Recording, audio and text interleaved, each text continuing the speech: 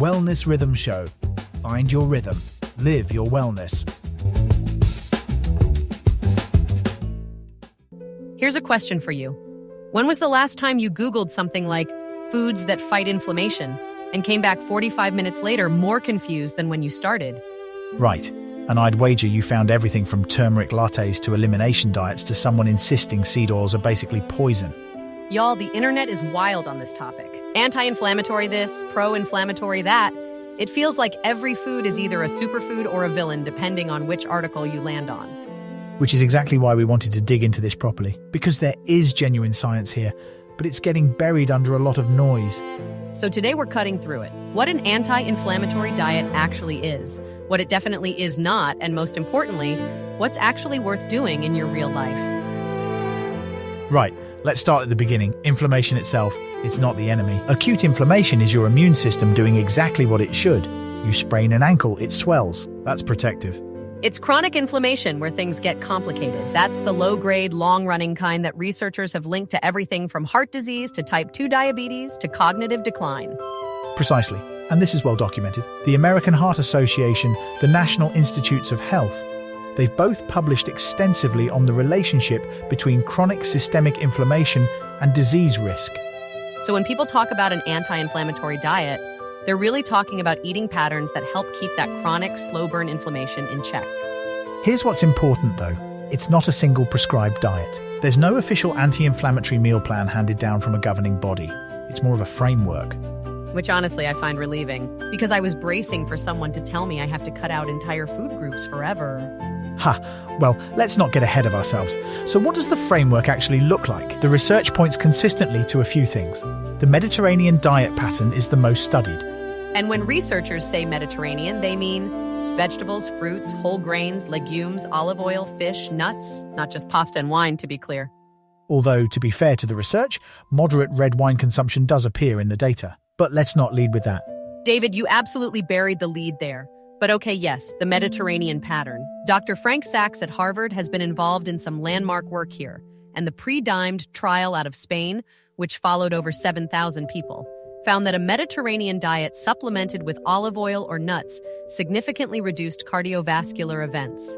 And inflammation markers, specifically C-reactive protein, interleukin-6, those are measurable biological signals. Studies have shown the Mediterranean pattern reduces them. That's not anecdote, that's serology.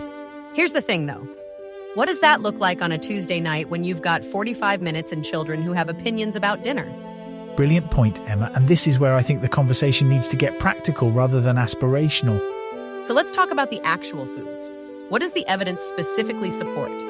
Fatty fish is one of the strongest signals. Salmon, mackerel, sardines. The omega-3 fatty acids, particularly EPA and DHA, have been shown in multiple meta-analyses to reduce inflammatory markers. 2 servings a week is the consistent recommendation from the American Heart Association. I'll be honest, I'm not a huge fish person, but I've started doing tinned salmon in salads and it's genuinely fine. Not glamorous, but fine. Tinned is legitimate. The omega-3 content holds up. And then leafy greens, spinach, kale, arugula, high in polyphenols and vitamin K, both of which appear in the anti-inflammatory literature.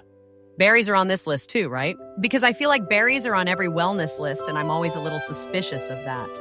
Reasonably suspicious, but in this case justified. Blueberries, strawberries, they contain anthocyanins, which are polyphenol compounds. Research from the University of East Anglia found associations between regular berry consumption and reduced inflammatory markers and cardiovascular risk. Okay, berries earn their spot. What about the things people are told to avoid? Because that list feels even longer than the good list. Right, here's what the evidence actually supports limiting. Ultra-processed foods, refined sugars, refined grains, and, this is consistent, trans fats, though those are increasingly regulated. Red and processed meats appear in the data too, though the effect size is more modest than some headlines suggest. This is where I want to push back a little, David, because I've seen this framing spiral into something that feels almost moralistic about food. Like suddenly everything becomes good or bad, and that's its own kind of stress.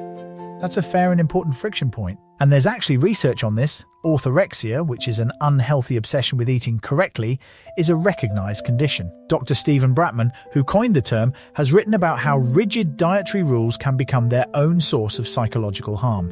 And psychological stress, by the way, That's also an inflammatory pathway. Chronically elevated cortisol contributes to systemic inflammation. So the anxiety about eating the wrong thing can literally undo what you're trying to do.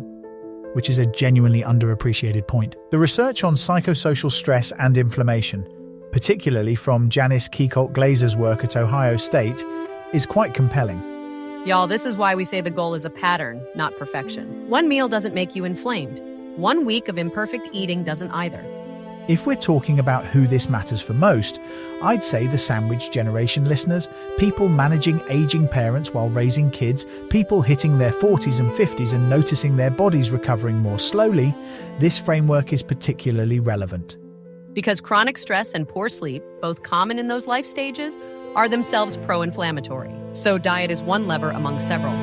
And that's where I want to briefly mention the gut microbiome angle because it's emerging strongly in the literature. Researchers like Rob Knight at UC San Diego and the work coming out of the Human Microbiome Project, they're showing that dietary fiber feeds beneficial gut bacteria, which in turn modulate immune response and inflammation. Which means eat more fiber, beans, lentils, whole grains, vegetables, not a supplement, actual food fiber. Correct. And this is where the Mediterranean pattern comes together. It's naturally high in fiber. It wasn't designed around inflammation, it just happens to hit most of the right targets. Okay, but can we address the supplements conversation because turmeric is everywhere and people want to know? Right.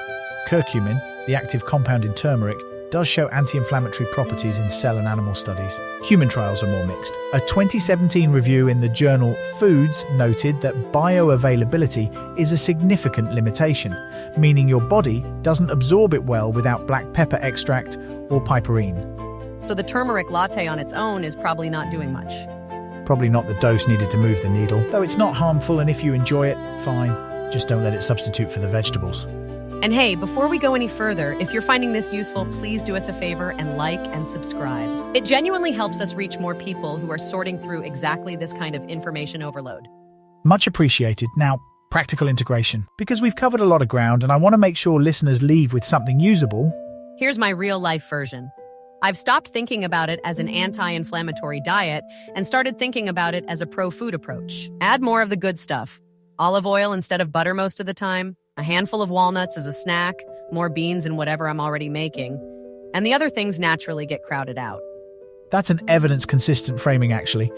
Additive approaches tend to have better adherence than restrictive ones. There's behavioral research from the Cornell Food and Brand Lab supporting exactly that instinct. And the realistic part? This doesn't have to be expensive or fancy. Tinned fish, frozen berries, lentils, olive oil, these are not specialty health store items.